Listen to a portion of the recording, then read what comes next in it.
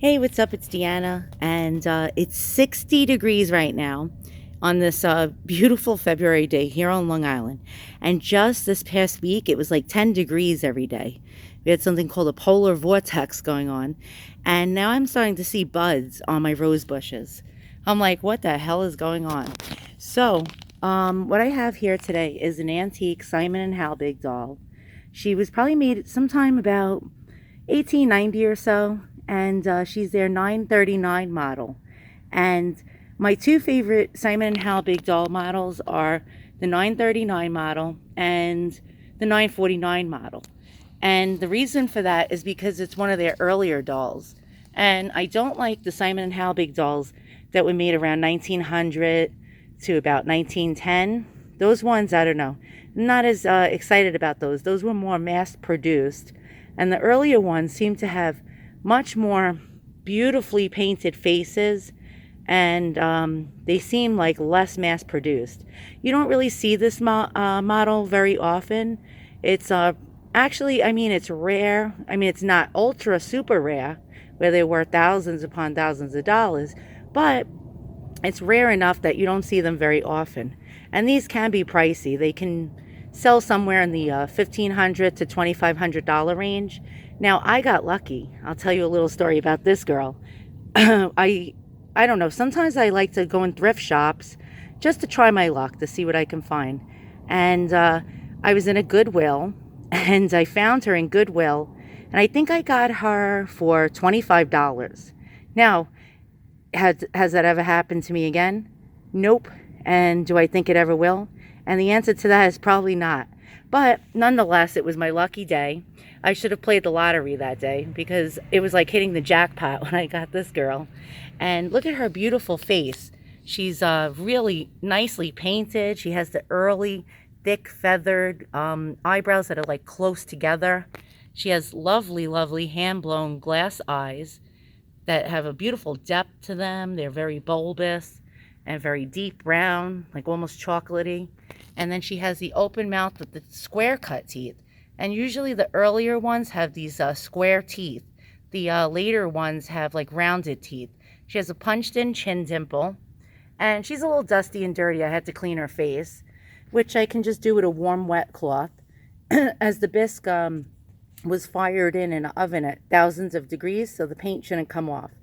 Her wig was replaced. When I got her, she was in tattered clothes that were beyond repair, and I redressed her. I had actually this old cotton dress that has embroidery on it, and I dressed her in that. And then I found this beautiful like mohair sweater. It's like a really nice wool sweater with layers and layers and layers of ruffles and pom-poms in the center. She came with these felt looking shoes. They're like felt, and they're dusty, as you can see. I have to like dust them off. And it looks like her former owner like did something, like made these. And underneath, she came with these little socks. They don't look antique, but they have like little embroidered flowers. And she's got a very, very nice, I mean, it does have some wear, but she has a very nice wooden body. It's more wooden than composition. I mean, it is considered a composition body, but the body is more made out of wood, thick wood. And actually that shows you that she's an earlier doll. And her legs are more straight and less rounded. And the problem is, though, is that she's very, oh, she's got grass all over her. Her legs are very loosely strung. Somebody, it appears, in the 1920s tried to restring her because her elastic dry rotted. And that's a problem. A lot of the elastic from these old dolls are made out of rubber. And the rubber gets dry rotted over the years.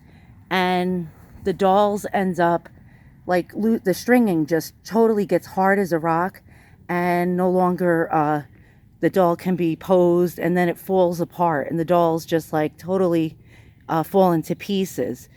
And so somebody took some kind of elastic. I don't know if I could show you, but let me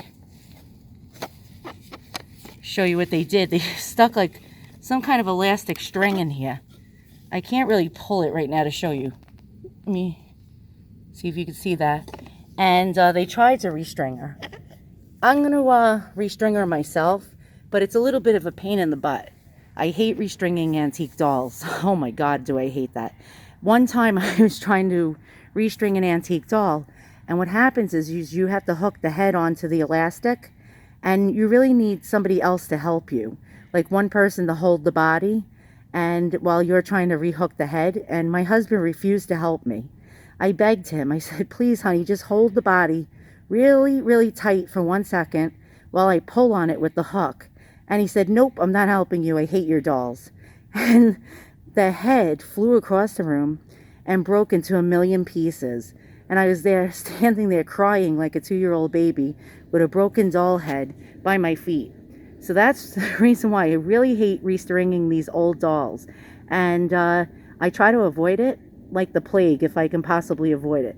But eventually this girl is going to have to get restrung because her legs dangle, and I have to keep her in a seated position and not on a stand because her head is also attached to that elastic. And once it totally loosens up, her head can fall off and roll on the floor, and I could have a broken doll on my hands. So I don't want that to happen. So once again, thanks for watching. If you like what you see, give me a thumbs up, be kind, and subscribe. Have a great day. I was glad I was able to share this girl with you.